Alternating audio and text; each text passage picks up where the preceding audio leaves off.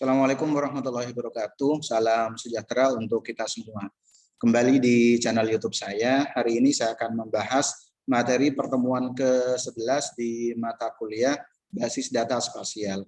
Untuk pembahasan materi pertemuan ke-11 di sini, saya akan membahas tentang sistem proyeksi peta. Nah, untuk pembahasan detail di materi pertemuan ke-11 di sini, ada beberapa pembahasan yang nantinya akan saya bahas, mulai dari konsep dari proyeksi, selanjutnya distorsi yang ada di model proyeksi, selanjutnya ada model proyeksi, ada beberapa model proyeksi yang nantinya bisa kita gunakan, selanjutnya pemilihan proyeksi peta yang baik itu seperti apa, supaya nanti tidak banyak noise dan yang lain-lainnya. Ini beberapa pembahasan di materi pertemuan ke-11 ini. Tentang proyeksi, konsep dari proyeksi peta merupakan cara penggambaran garis-garis meridian dan paralel dari globe ke dalam bidang datar. Ini konsep dari proyeksi. Bagaimana caranya nanti menggambarkan garis-garis meridian dan paralel dari globe ke dalam bidang datar. Oke, contoh sederhananya pembuatan peta dengan menggunakan proyeksi adalah seperti pada waktu kita mengelupas buah jeruk contohnya. Kemudian kulit jeruk tersebut kita lembarkan. Ini bagaimana apa yang akan terjadi. Ini contoh sederhana dari proyeksi peta itu sendiri. Oke, di proyeksi peta nanti akan muncul yang namanya distorsi. Penggambaran muka bumi yang bulat berupa contohnya bola atau elipsoid ke bidang datar akan mengakibatkan penyimpangan dari bentuk aslinya. Jadi ada istilah penyimpangan tersebut nanti dikenal dengan istilah distorsi. Distorsi dari bola bumi ke peta pada bidang datar antara lain contohnya tidak sama luas, tidak sama bentuk, tidak sama jarak, dan tidak sama arahnya. Oke, ahli pembuat peta atau kartograf secara matematis membuat proyeksi dengan tujuannya untuk apa? Memperkecil distorsi supaya nanti distorsi yang ada itu tidak terlalu lebar atau tidak terlalu luas. Oke, tentang proyeksi, konsep dari proyeksi, bentuk bumi seperti yang sudah kita ketahui, bentuknya adalah spheroid. Jadi tidak bulat banget, tapi bentuknya adalah spheroid seperti yang sudah saya bahas di pertemuan sebelumnya. Model yang hampir menyerupai dari bumi adalah globe. Ini contoh implementasi dari bentuk bumi. Cuman kelemahannya dari globe itu sendiri sulit untuk membawa tentunya. Selanjutnya sulit untuk mengukur dengan planimetrik, jarak, luas, dan sudutnya. Oke, selanjutnya yang kedua, peta merupakan bidang datar yang nantinya bisa kita gunakan. Cuman keunggulan dari peta mudah dibawa, yang kedua mudah untuk mengukur planimetrik. Yang ketiga memiliki skala, ini yang ada di peta. Proyeksi peta yang digunakan untuk memproyeksikan data dari spheroid ke permukaan bidang datar. Jadi kalau berbicara tentang proyeksi peta merupakan cara yang digunakan untuk memproyeksikan data dari spheroid ke permukaan bidang datar. Dari yang bentuknya bumi contohnya seperti ini, nanti bagaimana contohnya kalau kita implementasikan seperti ini. Oke, tentang proyeksi, cara imajiner diproyeksikan ke dalam suatu permukaan yang nantinya bisa dikembangkan. Ada ruang koordinat, nanti menjadi implisit. Selanjutnya telah diciptakan berbagai model proyeksi yang nantinya bisa kita gunakan. Yang pertama, bentuknya bisa kerucut. Yang kedua, silinder. Yang ketiga, bidang datar. Ini beberapa model proyeksi yang nantinya bisa kita gunakan. Oke, jenis atau model proyeksi yang nantinya bisa kita gunakan. Jenis proyeksi peta menurut bidang proyeksi yang digunakan. Yang pertama, bentuknya adalah proyeksi azimutal atau yang biasa disebut dengan bidang datar. Bidang proyeksi yang digunakan adalah bidang datar. Sumbu simetri dari proyeksi ini adalah garis yang melalui pusat bumi dan tegak lurus terhadap bidang proyeksinya. Yang kedua, kerucut atau yang biasa disebut dengan konik. Bidang proyeksi yang digunakan adalah kerucut. Sumbu simetri dari proyeksi ini adalah sumbu dari kerucut yang melalui pusat bumi. Yang ketiga, tentang model jenis proyeksi menurut bidang proyeksi yang digunakan, bentuknya adalah silinder. Bidang proyeksi yang digunakan adalah silinder. Sumbu simetri dari proyeksi ini adalah sumbu dari silinder yang melalui pusat bumi. Ini bentuk atau model atau jenis proyeksi yang bisa digunakan menurut bidang proyeksi yang digunakan. Oke, ini kurang lebih untuk model atau jenis proyeksi mulai dari azimutal, kerucut, selanjutnya silinder. Berikutnya nanti ada yang namanya bentuknya normal, transversal, dan miring. Oke, Selanjutnya jenis proyeksi peta menurut posisi sumbu simetri bidang proyeksi yang digunakan. Ada yang polar, sumbu simetri bidang proyeksi berimpit dengan sumbu bumi. Yang kedua, obliku atau yang biasa disebut dengan proyeksi miring, sumbu simetri bidang proyeksi membentuk sudut terhadap sumbu bumi. Yang ketiga, proyeksi transversal atau yang biasa disebut dengan ekuatorial, sumbu simetri bidang proyeksi tegak lurus terhadap sumbu simetri. Ini beberapa model atau jenis proyeksi menurut posisi sumbu simetri bidang proyeksi yang digunakan.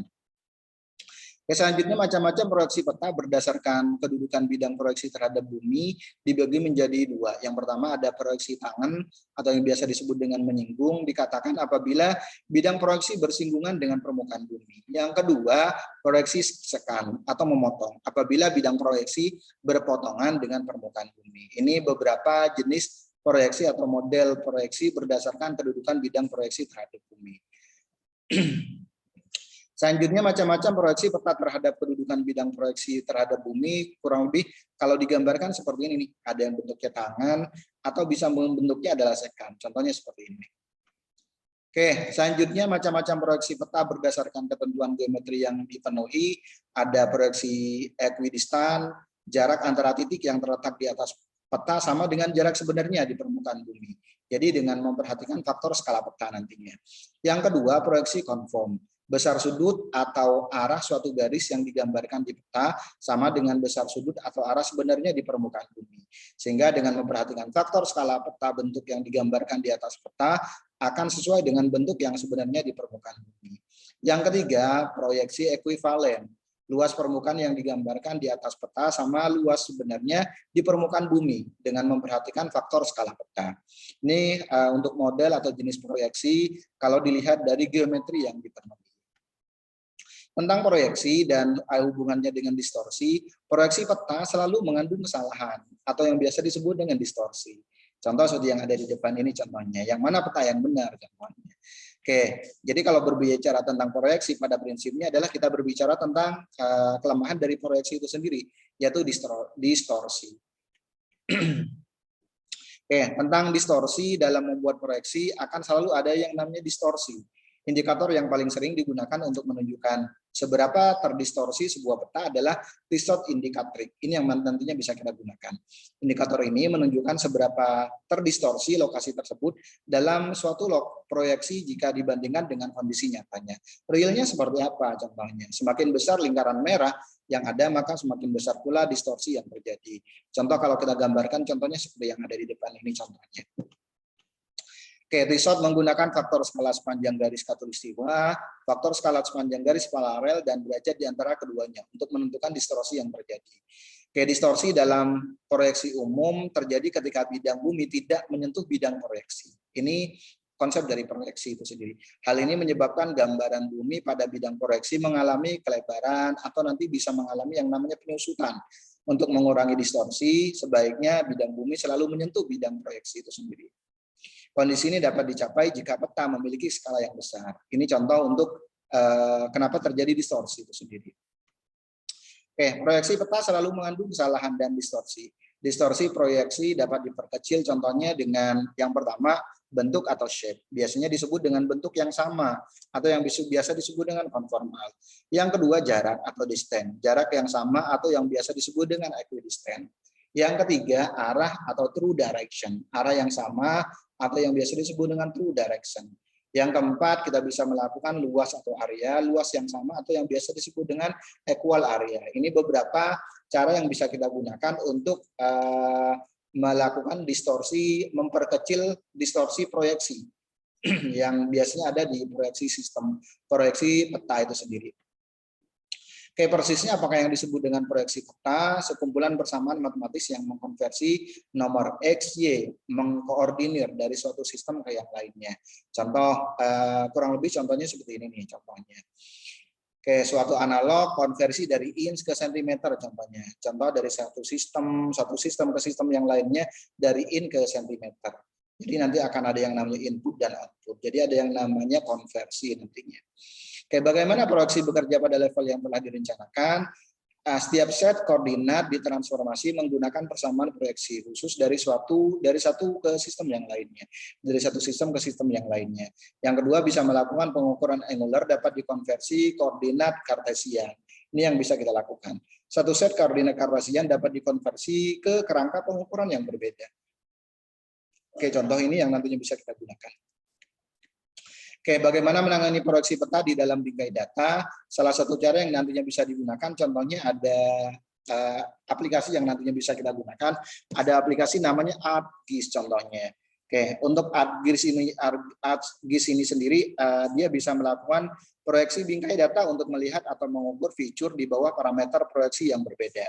Yang kedua, menetapkan suatu proyeksi di atas data bingkai data, proyek on the fly. Yang ketiga, persamaan proyeksi bingkai data ArcGIS mampu menangani berbagai input dari proyeksi itu sendiri. Sehingga nanti distorsi yang ada bisa diperkecil tampaknya. Kalaupun ada, nanti bisa diperkecil. Bagaimanapun, kadang-kadang data yang terproyeksi dalam artian on the fly tidak dapat overlap dengan baik. Oke, penerapan suatu proyeksi pada bingkai data seperti melihat objek dengan kacamata pada prinsipnya. Contoh seperti ini contohnya, yang paling simpel contohnya. Oke, data tidak berubah tetapi ada perubahan pandangan. Ini kalau berbicara tentang proyeksi itu sendiri. Oke, bagaimana ArcGIS menangani proyeksi peta untuk data, biasanya dia melakukan pemroyeksian data untuk menghasilkan dataset baru pada sistem file. Dari file yang ada nanti dia akan lakukan proyeksi data. Selanjutnya, objek data dapat diproyeksikan sehingga dataset yang sulit diproyeksikan dapat dibuat pas semuanya. Yang ketiga, mesin proyeksi ArcGIS bisa keluar masuk dengan mudah dari sebagian besar proyeksi. Selanjutnya ada yang namanya sistem koordinat dan datum yang berbeda. Oke, memproyeksikan suatu dataset seperti memasukkan data ke sebuah mesin pada prinsipnya. Contoh seperti yang ada di depan ini contohnya. Pada prinsipnya nanti kita masukkan data ke sini, nanti outputnya apa? Outputnya adalah data geografis tentunya. Oke, proyeksi yang berbeda menangani data dengan parameter input yang berbeda dan membuat data dengan parameter output yang berbeda pula nantinya. Oke, contoh seperti ini bisa dilihat dari input dan outputnya nanti. Inputnya apa? Tentunya outputnya nanti akan berbeda juga contohnya. Oke, selanjutnya ada beberapa cara untuk pemilihan proyeksi peta. Dalam memilih proyeksi peta yang akan digunakan, ada beberapa hal yang nantinya bisa jadi pertimbangan. Yang pertama, tujuan penggunaan dan ketelitian peta yang diinginkan. Yang kedua, lokasi geografis dan luas wilayah yang akan dipetakan. Yang ketiga, ciri-ciri asli yang ingin dipertahankan atau syarat geometrik yang akan dipenuhi. Oke, dalam melakukan pemilihan proyeksi peta, sebaiknya memperhatikan hal-hal yang sebagai berikut ini. Contoh yang pertama, pemetaan topografi suatu wilayah memanjang dengan arah barat timur. Umumnya nanti akan menggunakan proyeksi kerucut contohnya, normal atau konform dan menyinggung di titik tengah wilayah yang dipetakan. Proyeksi seperti ini dikenal dengan istilah proyeksi Lambert. Yang kedua, pemetaan dengan wilayah yang wilayahnya memanjang dengan arah utara selatan. Umumnya menggunakan proyeksi silinder contohnya, transversal atau contohnya konform dan menyinggung meridian yang berada tepat di tengah wilayah pemetaan tersebut. Proyeksi ini bisa dikenal dengan istilah proyeksi transverse Mercator atau yang biasa disebut dengan TM atau universal transverse Mercator. Yang ketiga, pemetaan wilayah sekitar kutub umumnya digunakan proyeksi azimutol. Normal, konform, proyeksi ini dikenal sebagai proyeksi stereografis. Ini beberapa pemilihan proyeksi peta yang nantinya bisa kita gunakan supaya nanti distorsi yang ada di proyeksi peta itu sendiri semakin kecil. Demikian penjelasan dari materi pertemuan ini. Mohon maaf kalau ada kata-kata yang kurang berkenan. Saya akhiri. Assalamualaikum warahmatullahi wabarakatuh dan salam sehat untuk kita semuanya.